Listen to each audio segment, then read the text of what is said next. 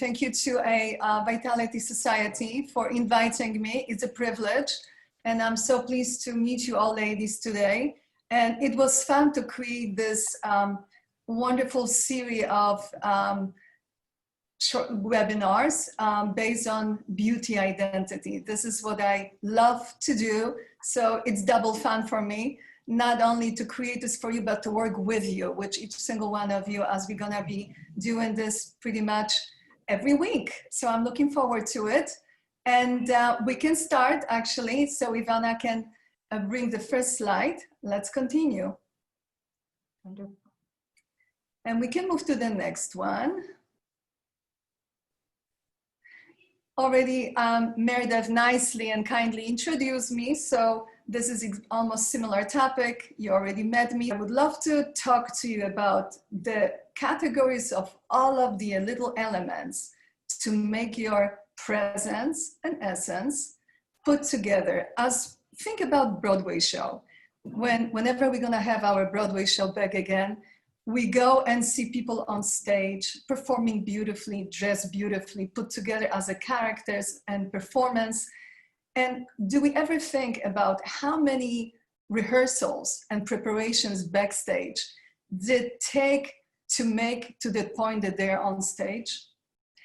Not very often. We just enjoy the show and we look at the show step by step and we look at the characters, but there's a huge group of people involved into making this final presentation happen backstage, meaning makeup people, hairstylists, wardrobe people, and etc.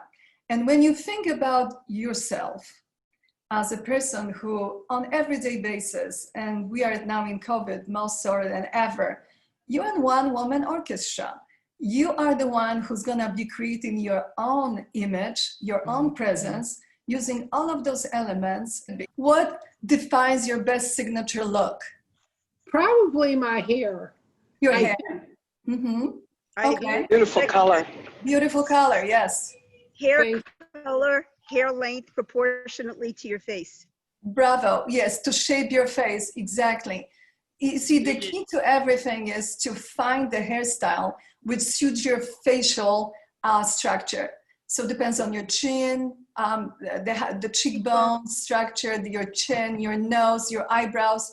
If you conquer this haircut and you find a good hairstylist who can do it for you, the hairstyle is like, the cut is number one, but then styling that hair is number two. But it's definitely, it's a part of the signature look. What else, ladies? I think also on your face, you have horizontals. You have strong horizontals. You have your eyebrows. Line. You have the line over here under your nose, and you have the line where your lips meet. Absolutely. So it's every single face is just like each single one of us has different DNA. That's how we gotta apply it, because we need to customize everything what goes with our signature look, because there's no other person who can exactly duplicate each other. Maybe twins can, sometimes not even twins. I think also, even though I have blonde hair, so that brings the eye to that, but I think that your smile actually. Your smile really, and the color of your teeth actually defines your persona. And I think that somebody who doesn't have, some people don't have good smiles and they look better not smiling, which is rare. But I think that your smile and then the color of your teeth is an important component of the overall look of what people look at you. That's very important, Iris. I super agree. And you know, this is the part of when I talk to my clients and people a lot, the power of first impression. When people look at you, they have only 8 seconds to take a look at you. And in that moment, that 8 seconds, it's almost everything.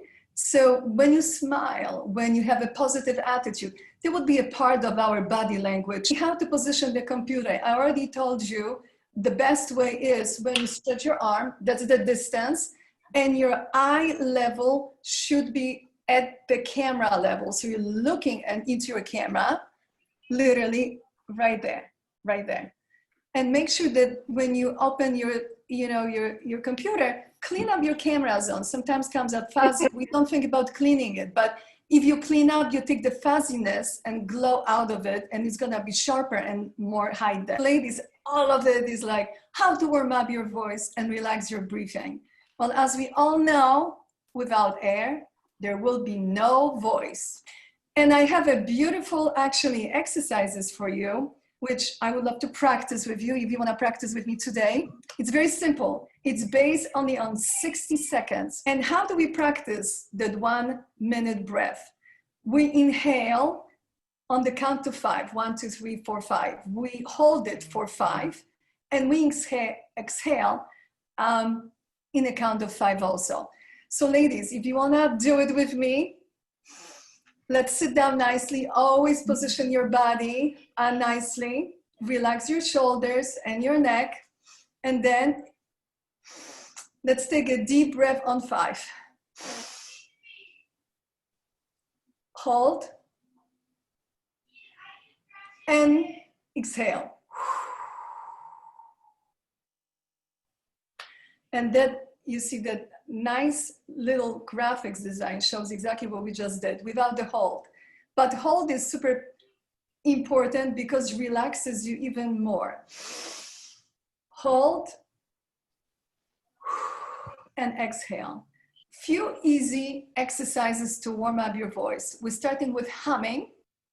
We move to elevated slides, and then the lip bubble.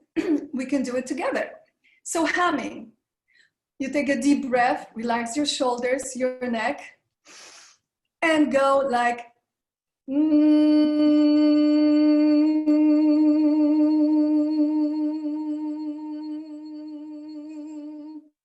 hold it as long as you can and repeat it 3 times. If you repeat it 3 times, try it again. I see Judy and Brenda are trying. So let's do it. Let's do it again. Take a deep breath. You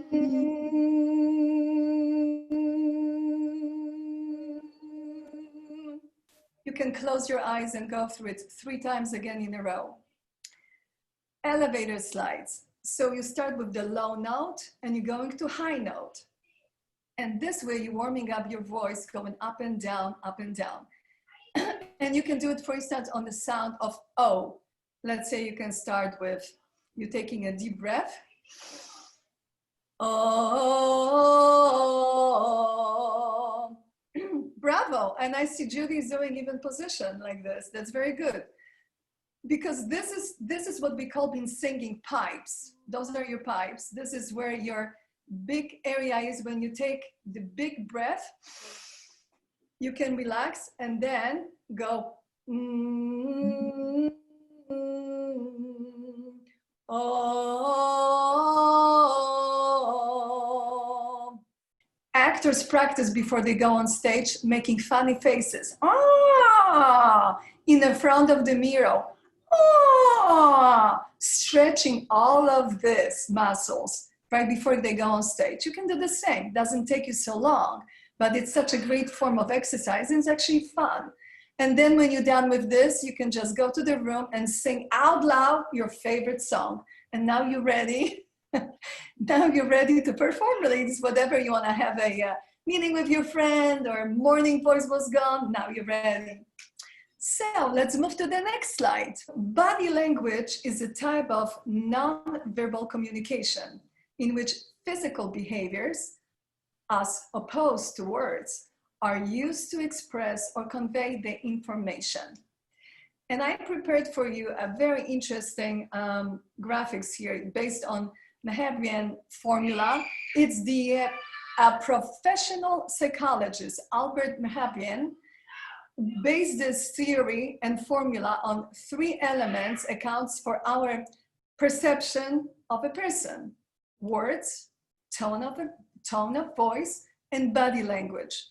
And take a look at this, ladies. 55% of this graphics is your body language.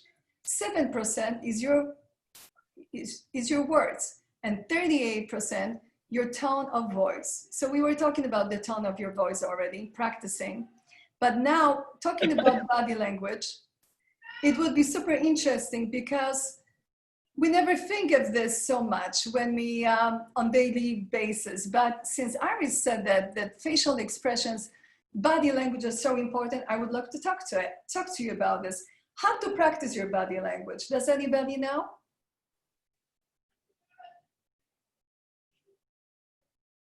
Anybody? How to practice? Well, you can, anybody? Judy, Okay, I have an Judy idea. Hollis. Do you want to share Judy Hollis? Oop, is Judy there? Oh. Well, to be aware of it, there's Oh, Shelley, also certain things like you can do some sort of strong posture or something. I don't know. Yes, yeah. I do a relaxation exercise in the morning, and maybe that affects my body. Brilliant, brilliant. Those are awesome, yes? I always find it very difficult to look at myself, which is not very good as an actress, but it's always good to look at the way you are acting in your body language. Absolutely agree. But you know, coming from the TV world, Yep. I got to say that all of the anchors and celebrities, politicians, and whoever I work with, people were in tune to their image. So what does it mean, the stage image? I created sustainable images for those anchors. So when audience were looking at them, they were not distracted by the changes images every time and every day when they were on camera. They were focused on their performance, on their voice, on the content of the program and content of their words, rather than be distracted of that image. Right. And men mostly, I agree with you, Susan, are super in tune with the visual image is number one. Yes, for them. Yeah, Thanks. absolutely. One other question. You have scent on here, but what we've really been talking about is on camera. Does it play any role? Like, in other words, if I put on perfume, am I going to appear differently to other people when I'm on camera? Well, you know, perfume is hard to detect because nobody would scent, even though I'm sure, you know, I think in the future we're going to be able to even go that deep if we can scent over the camera. But for now, I think people, you know, in the sense, everybody has own beautiful image. And actually, given that you should feel, first of all, comfortable who you are. Let's start with this. What's your personality? How you feel with yourself? How you're, you know, what's your comfort zone about it? But people do, you know, in the TV world, in entertainment, yes, people are truly in tune into the images on TV. In our world, if you feel comfortable, if you love yourself the way how you are, just be yourself and enjoy it. There's always space and place for improvement, and we're going to be talking about this during our next sessions. We have makeup session, we have hair and scalp session, fashion, wardrobe, and we have before and after, and we're going to all talk about this. So I'm here, ladies, to create those beauty identity for you, and I'll be delighted to do so. And let's see what's next, Anna. And next, it's it. So it's us. It's Vitality Society with Meredith and Anna, and it's me here on Camera Image Consulting. What a beautiful collaboration. And I'm open to any Q&As, ladies. So whatever questions you have, I will be delighted to give you an answer, if I could. And then we can continue on next Friday, and next Friday, and next Friday. Oh, but Yeah, I do one. You talked about eye contact and you said about looking at the camera. Right. I do teaching online and I'm wondering how you feel, because right now we're looking at, I can scan everybody here and sort of, if I were just talking, but if I've got a PowerPoint up the way you did, how do we deal with the issue of trying to look at the camera but also see what everybody else is doing? And if somebody looks like, oh, I don't know what the heck she just said.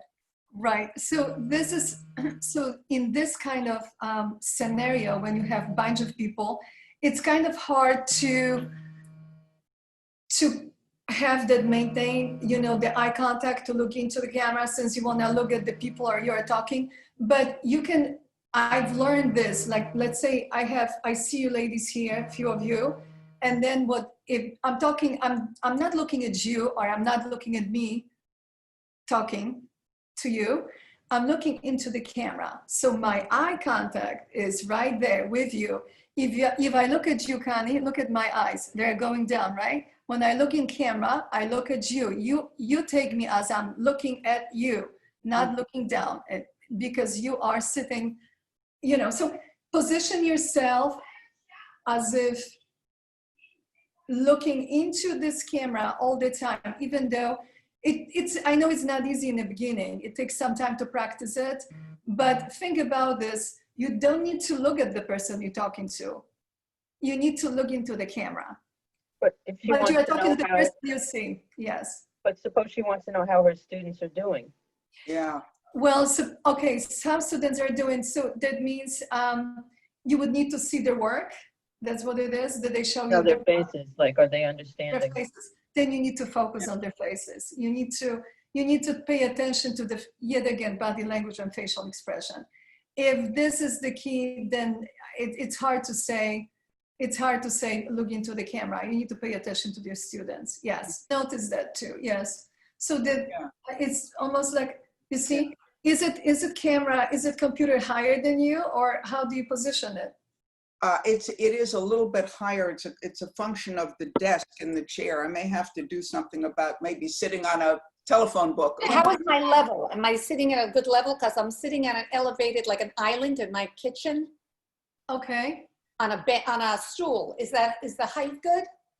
I would just bring your computer a little bit higher, or your laptop, just a little bit, one book up, just there. So a little bit, yeah. Book. There you go. Pretty. Yeah. Maybe lift it higher. Yes. Okay. That's nice. That's Yes, nice. that's definitely, yes. Mm-hmm. It You're loses in it great. loses the You're light. Great, well done. I wanted to ask you, you've got a lot of windows. So do you think the light should be coming from behind me? No, No. no, always facing your face, on the side or on your face. That's the best flattering light of all, not from the behind. Got it. Yes. Okay. Now I want to ask you a question, Dorothy. Yes. You know, I'm like warm skin tone, Yes. depending on the color of my hair, which means when I was dark, there were colors that looked better on me than when my hair is this color. So I think it's not only the skin tone, but do you Yeah. think the color of your hair Yes. that determine the best suited colors for you? Absolutely. So both skin tone and the hair color And the hair both color. determine your the choices for your wardrobe. But that's a good point, actually, because yes, that's very true. Yes, when you are brunette, different colors work with you, vice when you are blonde or redhead. It's definitely different agenda, and we're going to be talking about those colors during our wardrobe and fashion session. We're going to be getting to the core of it. So, yes.